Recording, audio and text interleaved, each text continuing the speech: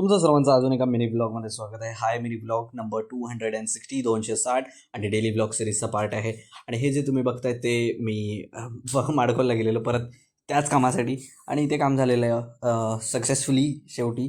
आणि हे येताना आणि जाताना थोडासा मी म्हणजेच खिशात ठेवलेला फोन आणि रेकॉर्ड करायचा प्रयत्न केला. तर हे तुम्हाला कसं वाटलं ते सांगा, आणि काय इम्प्रूव्हमेंट करू शकतो ते पण खास करून सांगा मला. आणि आता आपले 260 मिनी ब्लॉग्स कंप्लीट झाले आहेत, ऑलमोस्ट 300च्या जवळ आहोत आपण. आणि आपले चॅनलवर ओव्हरऑल 300 व्हिडिओज कंप्लीट झाले आहेत. आपण 365 व्हिडिओज करू आणि मग पुढे जाऊन 365 मिनी ब्लॉग्स करू. आता ऑलमोस्ट ऑक्टोबर चालू आहे, आपल्याकडे अजून 2 महिने आहेत हा वर्ष संपायला. तर अजून व्हिडिओज येत राहतील आणि अजून आपण काय नवीन करू शकतो ते पण मला सांगा. आणि बरेच काही आयडियाज आहेत, आपण हळूहळू एक्झिक्यूट करू जसं जसा वेळ भेटेल तसा, जसं जसं मूड होईल तसं. आणि आपण असंच एन्जॉय करताय माझे व्हिडिओ, कमेंट्स करताय, लाईक करतायत, खूप बरं वाटतं आहे. असं सपोर्ट राहू दे तुमचा.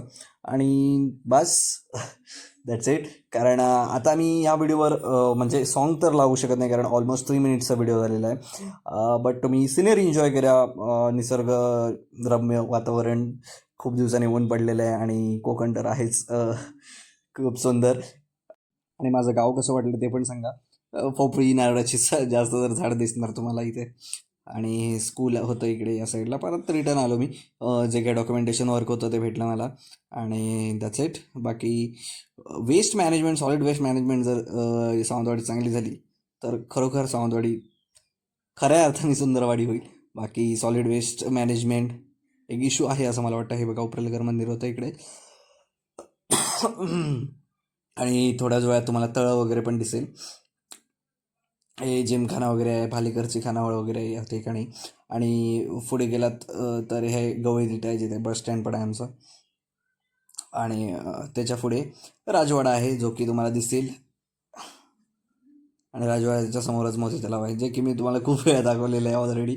बट स्टील, कारण ते हायलाईटच आहे सावंतवाडीचं, त्याच्याशिवाय सावंतवाडीची ट्रिप पूर्ण नाही होत असं मी म्हणतो. बाकी बाळकृष्ण कोल्ड्रिंक वगैरे पण आहे इथे वाटेत, आणि कॉम्प्लेक्स पण आहे. आणि पुढे गेलात तर इकडे आरबीडी शाळा आहे, इथे पण वडापाव चांगला भेटतो. कावेरी रेस्टॉरंट आहे, ते पण चांगलं आहे.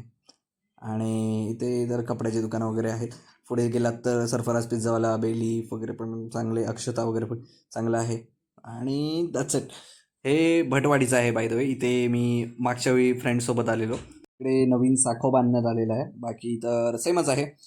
वातावरण खूप दिवसांनी खूप चांगलं होतं. आणि आपण भेटू असंच उद्या नव्या करूया मिनी ब्लॉगमध्ये. तोपर्यंत बाय बाय.